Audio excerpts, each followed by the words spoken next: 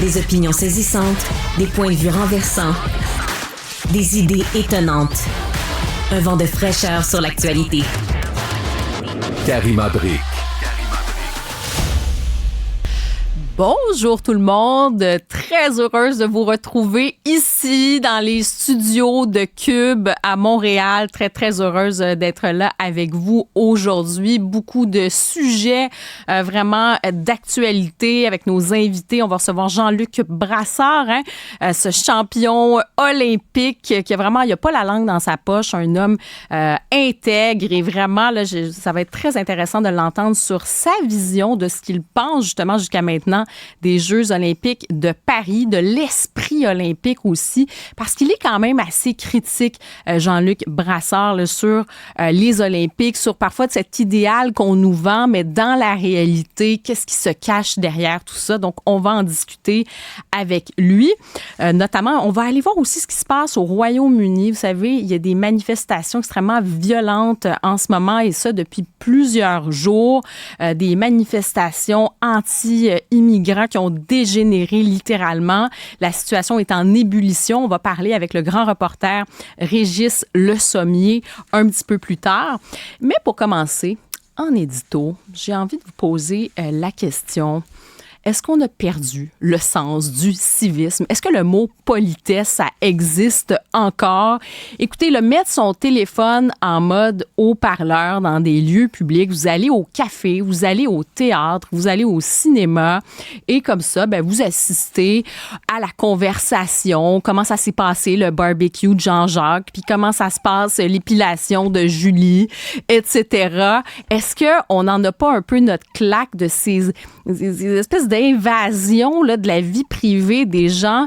On en a un peu rien à faire et on se retrouve à être témoin de toutes sortes de choses dans des contextes, donc littéralement dans des situations où ça n'a pas sa place tout simplement.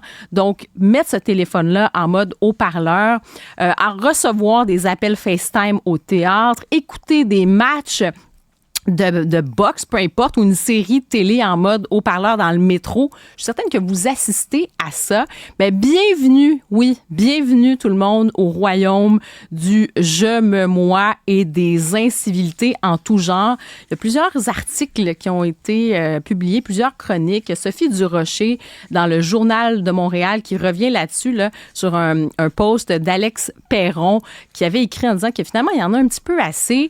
Mario Girard aussi parle de cet affreux phénomène des conversations téléphoniques en mode haut-parleur. Il dit qu'aux États-Unis, c'est devenu littéralement la norme. On tient une conversation en tenant le téléphone devant soi. Et moi, c'est vraiment la question. Je me dis, finalement, est-ce que le mot civisme, ça veut dire quelque chose? Puis, est-ce que la politesse existe encore? Il semble que non. Et on est dans cette espèce d'ère du manque de respect, littéralement. Tout le monde, chacun c'est pour soi. Et je trouve surtout aussi que c'est le paradoxe de cette époque d'hyperconnectivité où la vie privée a volé en éclats. Tu sais, on a peur d'un côté pour nos données personnelles. On se dit, ah là là, on est dans l'ère des QR codes, les gouvernements peuvent savoir tout sur nous, nos employeurs, bref, la vie privée a volé en éclats. On a peur pour nos données personnelles, mais finalement, on se met littéralement à poil en fonction, en fait, pour notre propre vie privée nous-mêmes. On expose nos conversations. Alors, c'est vraiment le paradoxe de cette époque. Et j'attire votre attention aussi. Il y a un article fort intéressant, c'était dans le Figaro, et on nous parle de ces vacanciers, littéralement, qui déposent leurs serviettes, vous savez, sur les chaises longues dans des hôtels. C'est littéralement la guerre à 5 heures du matin pour aller déposer ses affaires. Et c'est vraiment des zones de compétition.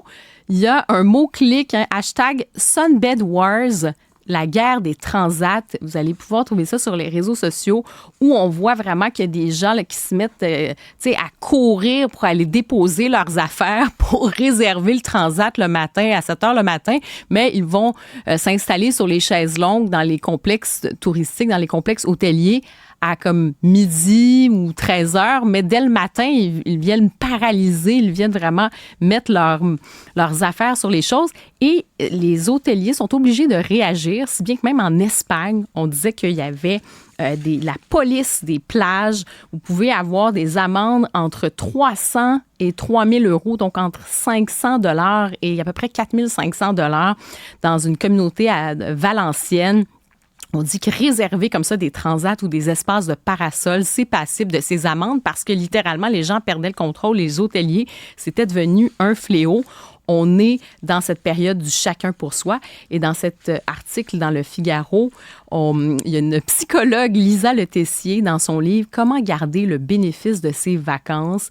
Elle dit que ce sont des personnes qui manquent de limites, que ce sont souvent des personnes qui sont égoïstes, gâtées, narcissiques ou irresponsables. Alors, ça vous donne une idée.